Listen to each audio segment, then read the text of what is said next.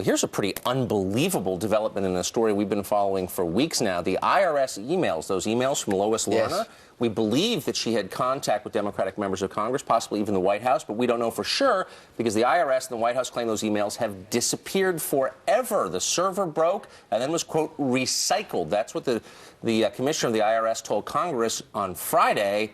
And now? Well, there's Wha-bam. new information now that they had an email archiving company, a company called Sonasoft. They advertised that they represented and they worked for the IRS. In fact, they tweeted it out. Look at this back in 2009. If the IRS uses Sonasoft products to back up their servers, why wouldn't you choose them to protect your servers? So almost using the IRS as a client, being some sort of marketing tool for them. Sonasoft.com, this is a tear out from their website. This is who they are. This is what they do. They archive all email content and so reduces the risk of non-compliance with legal, regulatory, and other obligations to preserve critical business content. So you wonder why nobody's talking to them to try to get this information. Well, exactly. That is exactly the question. We were talking about this yesterday.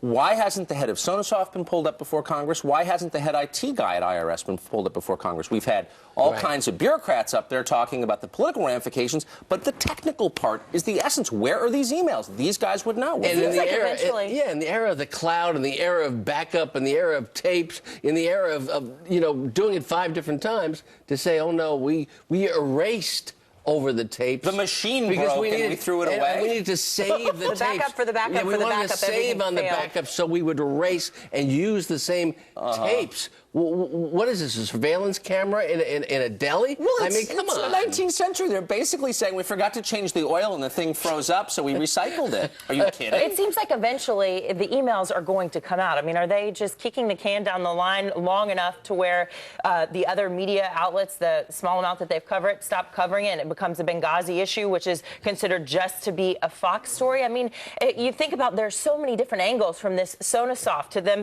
They're supposed to have all hard copies for anything that pertains to having dealing with policy. So these should all be hard copies as well. And what about the hard drive being disposed of? There are so many people involved in all of this. You wonder, as the Republicans were pointing at the commissioner this week in front of the House and Ways Committee, that are they lying? And if they are, so many people would be involved. Somebody's got to start talking. I think memo to Sonasoft, they should probably expect a congressional subpoena tomorrow morning based on this revelation that we're talking about today. You think they could expect a little news coverage, too. You make such a good point. Where is this story? I just read the New York Times. I do every morning. I don't know why. I've done it all my life. I can't get out of the habit. I didn't see this story there. There are all kinds of stories about whatever their cultural obsessions are. There's nothing about the massive cover-up at the IRS, and clearly that's what this is. They're lying to us. That's not newsworthy. I think it is. Nor has there been stories sufficient in terms of the enormity of the problem that was uncovered to begin with. The notion that a government agency was targeting certain Americans. The second part now is cover-up and destruction of emails. Exactly. Folks, what do you think about this story? Let us know. And where is the media on this? Do you think they should be covering it? I mean, it does pertain to all of us. Well,